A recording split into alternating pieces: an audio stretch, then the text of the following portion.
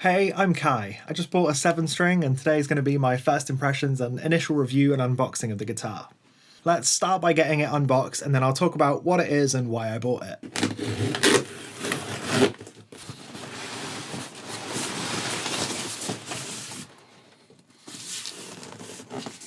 So first thing of note, it's double boxed, which is always a really nice touch. I've had some guitars that have turned up single boxed and it's not been a great experience, so I'm quietly confident this is going to turn up okay.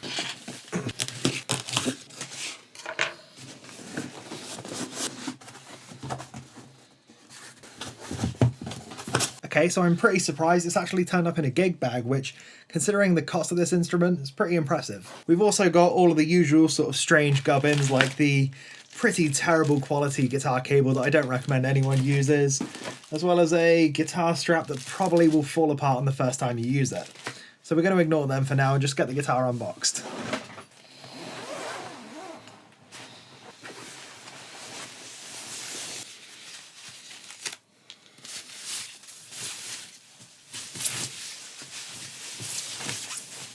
Okay, so here we go.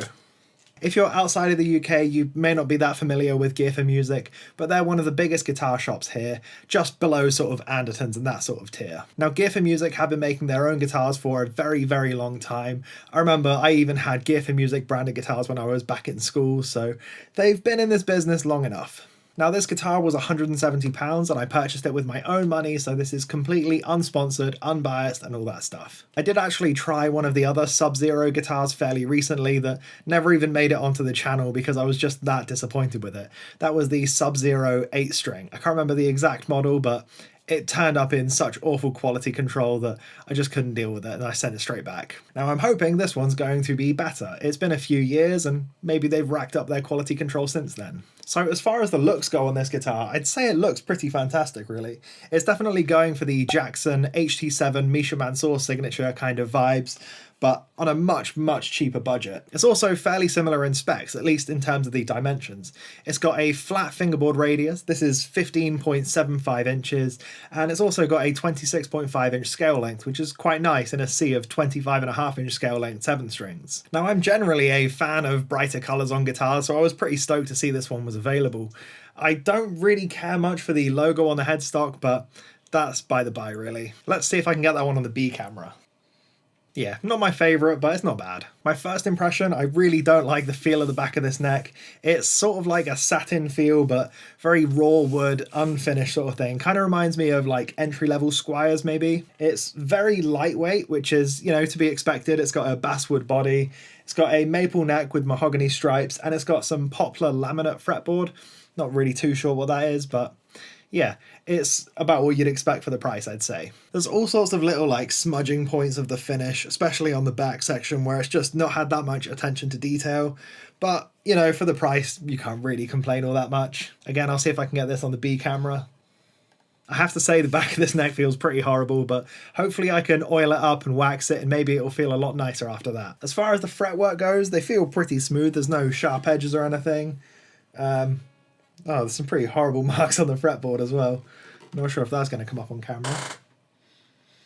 Don't know, the frets seem, you know, fairly well polished. Not great as you'd expect really, but we'll see how it sounds plugged in quickly. I'm not going to do a full dialing in or anything like that. I'll save that for the full review, but this is just going to be plugging straight into amped block letter. So for some reason this guitar is not in tune whatsoever. It's currently tuned to G, G, C sharp, C sharp, A, C sharp, F.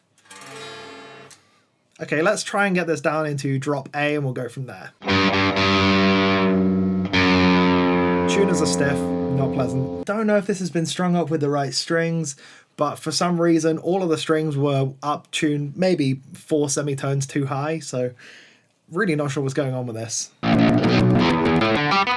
I can hear the low string drifting when I tune it down to A, so we're going to keep it in B, just the standard 7-string tuning for this, and see what it does.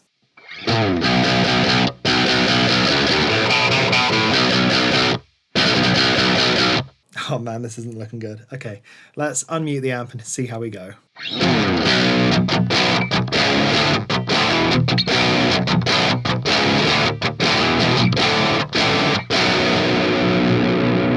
And we're out of tune. Uh-oh. Maybe I just need to stretch the strings? Please, please let this be it. This fretboard feels so dry and awful to bend on.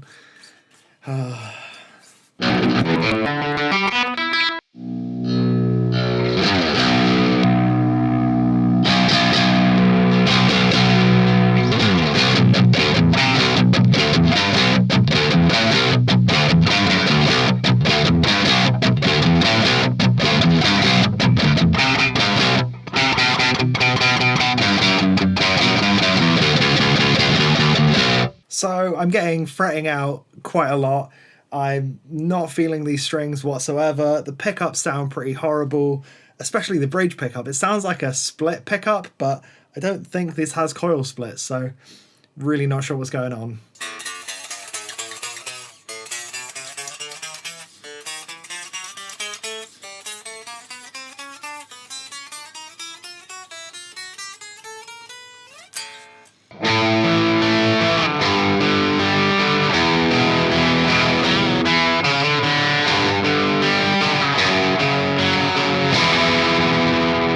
Out of tune again.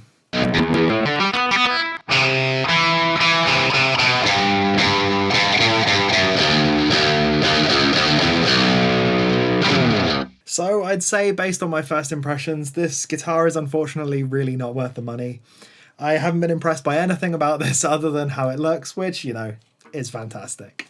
So now I suppose the question is, do I just set this one up and see if I can get it playable, or do I just send it straight back? Now, I know that budget guitars can always vary, and it's always something of a dice roll when you get them, but I've never had anything quite as bad as this, I don't think. I mean, I've had 8 or 9 Harley Bentons, and they've all succeeded this in many different ways. I'm disappointed. So thank you for sticking around and watching the unboxing of this absolute nightmare. If you'd like to see me try setting it up and seeing if it can be turned into a playable instrument, drop a comment letting me know. Otherwise, this is just going to be a straight return. Thank you for watching. I've been Kai.